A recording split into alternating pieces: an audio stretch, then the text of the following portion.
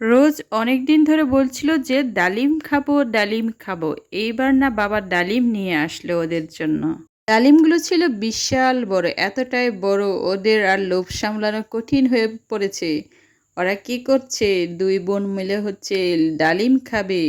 ছোটটার তো দাঁত উঠেনি, তারপরে চুষে চুষে কেমন যে রস চুষে খেয়ে নেয়, দেখলে আপনিও আশ্চর্য হতে পারেন। দেখো রোজ এতক্ষণে শুধু ডালিমের দানাগুলো বের করেই যাচ্ছে একসাথে খাবে বলে। আজকের দিনটা ছিল অনেকটাই গরম, আর এই গরমের সময় একটু আরাম করে বসে বসে ডালিম খাওয়া মানেই তো অনেক মজার সময়। রোজের কথায় আসি, ওই আমাকে বলছিল বাবা এত ভালো, আমি বাবাকে বলেছিলাম বাবা আমার জন্য ডালিম নিয়ে আসো, ডালিম, আমি যে ডালিম খাবো, আর বাবা অমনি আমার জন্য ডালিম কিনে নিয়ে এসছে। আমি ওকে বললাম, হারে মা, বাবারা এমনই হয়, বাবারা অনেক ভালো থাকে, নিজেরা না খেয়ে নিজ সন্তানদের খাইয়ে থাকেন। বাবারা নিজের সন্তানকে অনেক ভালোবাসে, অনেক সময় দেয়, আর সাধ্যমতো সব কিছু দেওয়ার চেষ্টা করে।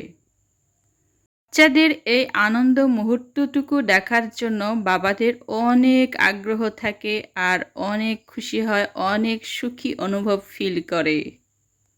আর যে কোনো বাবারাই বাচ্চারা যখন মিলেমিশে থাকে, একসাথে খেলে, এগুলো দেখে অনেক খুশি হয় এবং তাদের জীবনের সময়টুকু অনেক সুন্দর পার হয়।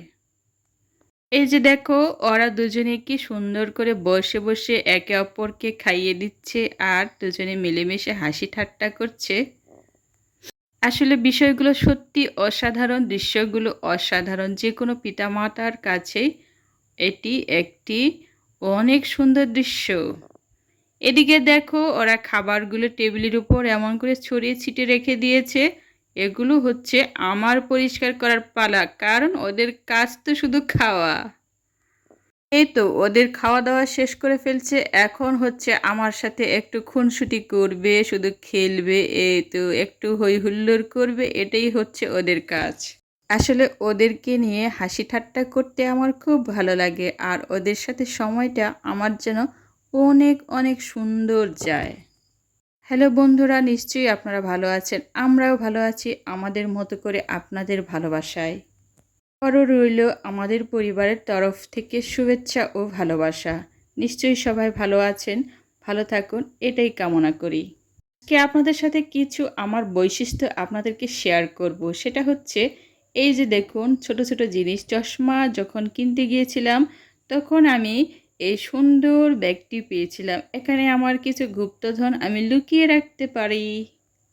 আরে আরও তো আছে, আরও আছে দেখাবো, আরও আছে দেখাই। সেটা হচ্ছে, দেখুন তো কি দেখাই আমি। এখানে হচ্ছে আমি আমার খুচরা টাকাগুলো রেখে দেওয়ার জন্য এই সুন্দর প্লাস্টিকের বক্সটি কিনেছিলাম। আর এখানে আমি অনেকগুলো খুচরা টাকা রেখে দিতে পারি, যাতে অন্য জায়গায় ছড়িয়ে ছিটিয়ে না থাকে।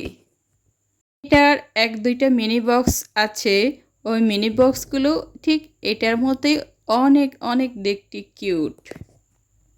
আরও আমার বৈশিষ্ট্যের মধ্যে আরও একটা জিনিস আছে, এটা হচ্ছে সুন্দর স্যান্টের বডি স্যান্টের বোতল, কাচের বোতল, কিন্তু বোতলটি দেখতে অনেক অনেক সুন্দর, একেবারে কালারফুল বোতল, তাই আমি একে যত্ন করে রেখে দিয়েছি আমার চোখের সামনে।